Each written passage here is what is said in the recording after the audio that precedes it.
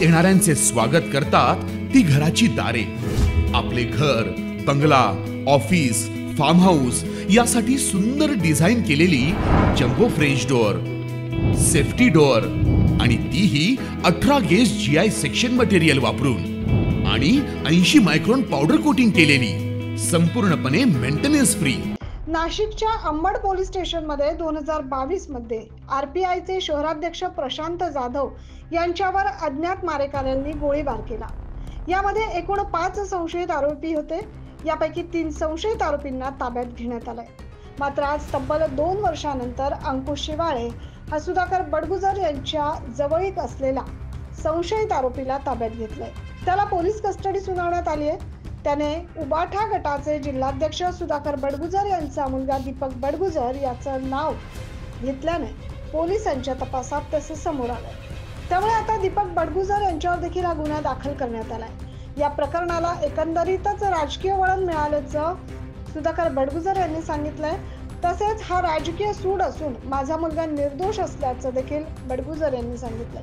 हे 4 दिवसापूर्वीच ज्यावेळेस पोलीस प्रशासनाकडनं आरोपींना मारहाण होत होती, दबक्या आवाजामध्ये त्यांचे नातेवाईक आम्हाला सांगत होते की आरोपींना मारहाण होते, भाऊ याच्यामध्ये प्रचंड मारहाण करतायत आणि तुमचं किंवा मुलाचं नाव घेण्याचं त्या ठिकाणी सजेस्ट करतायत।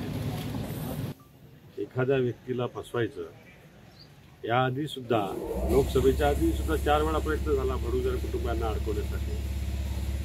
काय झालं? न्यायदेवतेवरती आमचा विश्वास आहे, आम्ही फाईट करू। या प्रकरणी अंकुश शिवाळे यांना अधिक तपासणीकरिता जिल्हा रुग्णालयात पोलिसांनी आणलंय। त्यांनी देखील पोलिसांवर आरोप केले। मी त्याला सांगतोय मला आणि काय सांगत होते?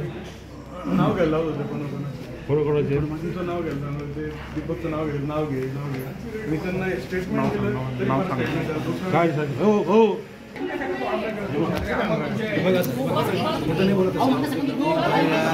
एकंदरीतच या प्रकरणामुळे शहरातील शिवसैनिक आज जिल्हा रुग्णालयात दाखल झाले। यामध्ये माजी जिल्हा प्रमुख दत्ता गायकवाड, DG सूर्यवंशी यांच्यासह अनेक शिवसैनिक या ठिकाणी दाखल झाले। या प्रकरणाची शहरात चर्चा सुरू असून सिडको भागामध्ये राजकीय व्यक्तीचे नाव असल्याची चर्चा अनेक दिवसापासून होती। मात्र आज थेट दीपक बडगुजर यांचं नाव समोर आल्यानं या चर्चेला पूर्णविराम मिळालं। आपल्याकडे अंबड पोलीस ठाणे येथे एक 77/22 असा गुन्हा दाखल झाला 307चा।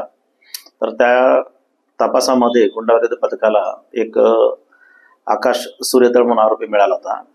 त्याला त्याने तपास करून आमच्याकडे हँडओव्हर केलं अंबडकडे, आणि अंबड पोलिसांनी त्या आकाशकडे चौकशी केल्यानंतर 2 आरोपी सनी पगारे आणि एक बारक्या श्रीकांत असं त्यांचे नाव होते। त्यांचा आपण तपासलं तर ते ऑलरेडी सेंट्रल जेलला बंद होते। त्यांचा आपण ताबा घेतला। त्यांच्याकडे चौकशी केल्यानंतर त्यांच्या चौकशीत त्यांनी सांगितले की एक प्रसाद शिंदे नावाचा व्यक्ती, तो आणि अंकुश शेवाळे असे 2 जण याच्यातला जो मुख्य आरोपी होता मरुपे, त्याला पैसे पुरवतात। तर त्याबाबत आपण शहानिशा केली। अंकुश शेवाळेला आपण काही तांत्रिक पुरावे आणि आपल्याकडचे काही विटनेस वगैरे ते कागदपत्र होते, त्याच्यावरून आपण त्याला अटक केलं। तर अंकुश शेवाळेने त्याच्या चौकशीमध्ये सांगितलं की याच्यामध्ये मयूरभेद नावाचा मुख्य आरोपी आहे। तर मयूरभेदला देखील आपल्या क्राईम ब्रँचने गुंडाविरोधी पथकाने अटक केलं। ज्यावेळेस आपण मयूरभेदला अटक केली आणि अंकुश शेवाळेला समोरासमोर आपण दोघांची चौकशी केली, तर त्याच्यातनं असं निष्पन्न झालं की दीपक बडगुजर हे जे आहेत व्यक्ती, तर त्यांनी आणि अंकुश शेवाळे यांनी मिळून त्या मयूरभेदला वगैरे असं तिघांचा त्यांनी कट रचला।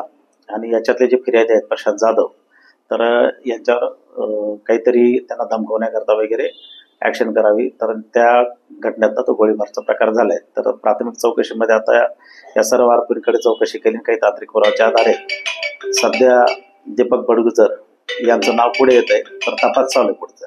येत्या काही दिवसातच विधानसभा निवडणुका असल्याने या प्रकरणाकडे जरा बघितलं जातं। या प्रकरणात अद्यापपर्यंत दीपक बडगुजरला ताब्यात घेतले नसून याविषयी पोलीस देखील अधिक बोलणं टाळत आहेत। 9 न्यूज महाराष्ट्रासाठी प्रतिनिधी अमर सोळंकी।